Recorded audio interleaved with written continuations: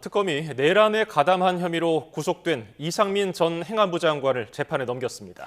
또 다른 국무위원인 한덕수 전 국무총리에 대해서는 재조사가 진행 중인데 역시 구속영장 청구가 유력해 보입니다. 현장에 법조팀 취재기자 나가 있습니다. 김철희 기자.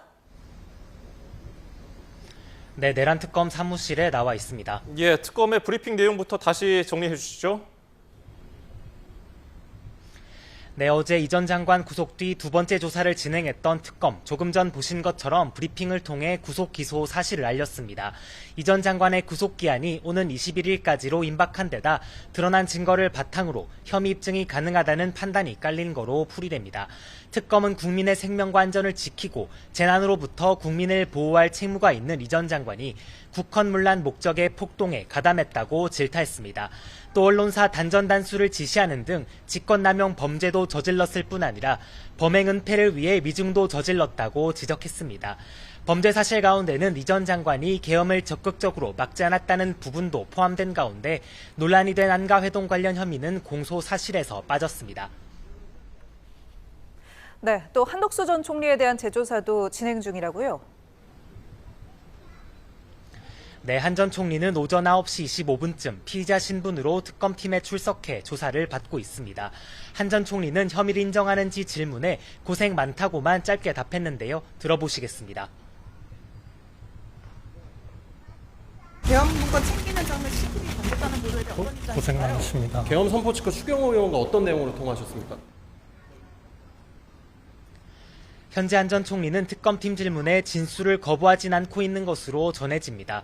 특검은 한 전 총리에게 사후 계엄 선포문 작성과 계엄 전후 국무회의 상황, 계엄 선포를 막지 못한 이유 등을 조사한 거로 전해집니다. 또 계엄 선포 직후 한 전 총리가 추경호 당시 국민의힘 원내대표나 유인촌 전 문체부 장관과 통화한 사실도 드러난 만큼 계엄 해제 표결 방해나 한예종 청사 통제 관여 의혹에 대해서도 질문이 나왔을 가능성이 큽니다. 예, 그러면 특검이 한 전 총리에 대해서 구속영장을 청구할 가능성도 있는 겁니까? 네, 가능성이 크다는 관측입니다. 일단 특검 측은 조사가 끝난 뒤 사실관계 등을 살펴보고 신병 확보 여부를 결정할 거란 원론적 입장만 밝혔는데요. 다만 한 전 총리의 혐의가 중대한 데다 어느 정도 입증된 의혹도 부인해온 만큼 구속영장 청구가 불가피할 거라는 전망이 나옵니다. 이미 내란 특검은 이상민 전 장관이 혐의를 부인하자 신병 확보에 나선 전례도 있습니다.